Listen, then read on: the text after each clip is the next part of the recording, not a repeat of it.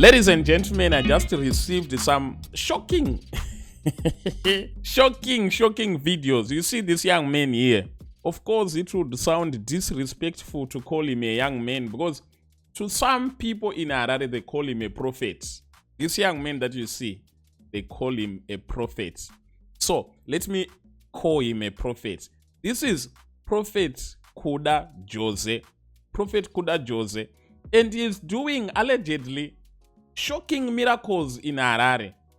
Of course, you know he did an interview with DJ Ola. I think most of you have watched it. But I've received some shocking videos of one of the many, not only one, but one of the many miracles that he performs, which is called deep sleep. Anoona ngokunamatira obva wabatwa nehope ipapa.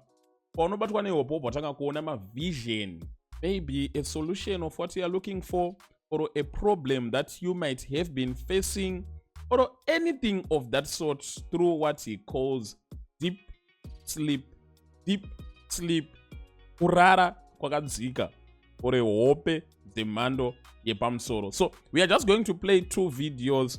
I just assigned someone to go and take those videos there. This was a public meeting, so it was witnessed by a lot of people. Forgive me for the background sound here generator since I get road show. So I just ignore the background sound, but I think we can make something out of that. Let us start from there. The guy that you see below me, the prophet wa mchawunga, and this lady that you see, arunzu udakurara here one ma solution. I think now it's a kurorwa because kuma baby usually especially panenge pachinesa now it's a kurorwa saka kanzerara it say uone. So she's made to sleep. Anongona matrwa so or just one word over arara over to ona ma solution ake mina ndika play ngati kuone zona mtaro ni machakuru wa yes jarani. Oh okay. Kama maona mbona ngachi bata upenyo unamuona ngachi mira upenyo amuna asema tona zero amuzona amuna upenyo mbele na Jesu maoko simara mwari rutobara panzvimbo sisi vatokwa. Guys, at this moment I'm not yet believing. Musikana wauzwa kuti uda kuone nemunhu achakuroora nedheti raucharoorwa nemunhu anga akakubatirira not black label breakthrough, not black, breakthrough yako. And she's made to sleep, and then allegedly she's already seeing. Let me play another video again here. I think this is a clear video. Mirandi played.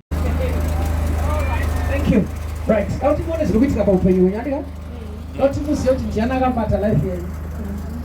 Right. Can I sit down? We'll pray for you as well. This is a very, very young man. I can tell you that Jesus, I got find 33 years, which means time I say I ministry yake.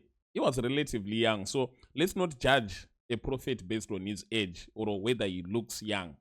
But I get him born. Thank you. Those ones are going to wait. Close your eyes.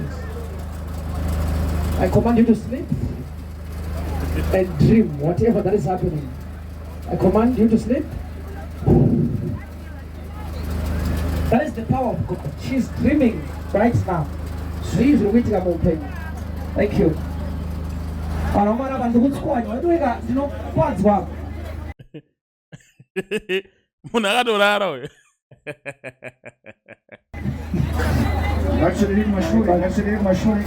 you.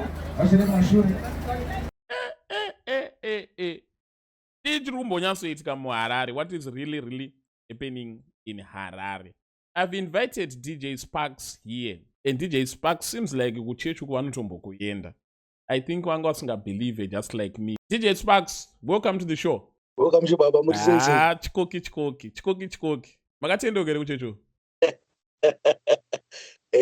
Asana tendeuka but ndiri muway ikunotendeuka because zvandiri kuona ikoko pakaipa.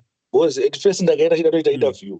Mananzo ma stories aiteka ikoko ndakati no ndakatombosvikewo ndimboone zvikuitika kuti ichokwadi here iri reality here. Ndakaona kuti ichokwadi mwana ariko here. Ichokwadi mwana ariko here zveshuwa. Mwari vari kushandisa vanhu newe iyoyo here zveshuwa. So just tell me a little about this deep sleep. Chii chinenge chichiitika?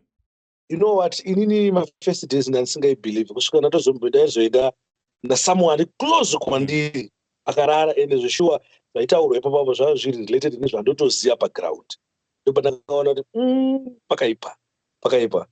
So from manzwisisa andakaita ndiri paground about deep sleep, prophet vanonamatisha munhu vanoti ivo vakaona kuti vaprofite munhu like zvinongoita maprofits ese vamwe havabelieve, but wakazvionera iwewe wega unoirelate nesituation yako, unoyatsoziva zvichiitika, hauzoti ndakaudzwa zvakati, saka unenge wangozvionera wega iwewe. I think ndo the secret behind kati revelation iri behind zvinhu izvozvizvo ndezvokuti munhu azvionere ega. Vanokwanisa kukutsanangurira zvaunenge waona iwewe, but vakati no maya munhu ngaaone ega. Saka unosendwa kuhope, wasikuendwa kuhope wobva wazvionera wega. You see for yourself, no one is going to tell you. Unotomuka uchitoti hapana ndakarara, this is what I saw. But unotorara pachechi papa. Unotorara ipapo vanongokunama vati inini pekutanga ndamboti ndwarodzi mafandisi anakuita seko. Tell me, vanhu vanozobata herewo zvinhu zvinooneka like kuti masolutions muupenyu hwavo, or ingori demonstration of power isina musoro, kuti maprofit anenge achingoita yavangogaya like. You know what is inini ndiri munhu wekuti ndinosangana nemamen of God akawanda, ndosangana neng'anga nechii, but wakona ndakuda kudecide ndakutendeuka pane zvandaona. You know, there's this day ndainge ndiriko ndichiona matestimony ekuita kushamisha Mwari ka unogona kufunga kuti pamwe azviko kusvika iwo wati inini ndiri kutenda kushoma ka ndosvika pakuda kuzonotera munhu pasiri kuchechi kuti yatsodzwisa kuti zvakachitaura boy here kana kuti ndezvekuonererwa nobazise vanhu vanhu vari ku, you know, there's this mudhara so aitaura kuti ndakanamatirwa musi wandakanamatiro iwo ndomusi wandakabva ndapiwa license. License iroro ziko rinode kukudza maremenda license iroro. Ya munhu wekuti anoita license rinotopisa rekuti remaline. Anoti remaline munoti telesale bad nechi. So what I'm going to do, I think iwe manje DJ Sparks tunese nje kuti uri munhu wemedia, so vanhu havazokubelieve. So I'm going to task you, ndicharonga newe. Woenda unombondowanirawo matestimony kuchurch kwaprofit ava. Matestimony atichaflaita here on this pachena. I think people they can tell munhu ari kutaura chokwadi kana munhu ari kuita sei ari kunyeba. This prophet looks relatively young. Andange mupana mudiki diko. Vapana vadiki vanenge vaine childish kavainako nekungoita zvimwe zvinhu zvingori fani. Anoratidzwa here kuti munhu ane direction. Because I see munhu anotonange mudiki kwauri iwewe. Anoona munhu wekuti vanhu vakuruwo vakamuona vanoonawo pane munhu ane chiremerera here. You know, bona mufana uyu munhu wekuti ndokwanisa kumuti dead with the way andoona chiremerera paari, waiziva agona kuti young pakumuona, but wakataura naye ukanzwa zvaanotaura, ukanzwa zvaanokudzidzisa nezvaanogona kumuti adedi.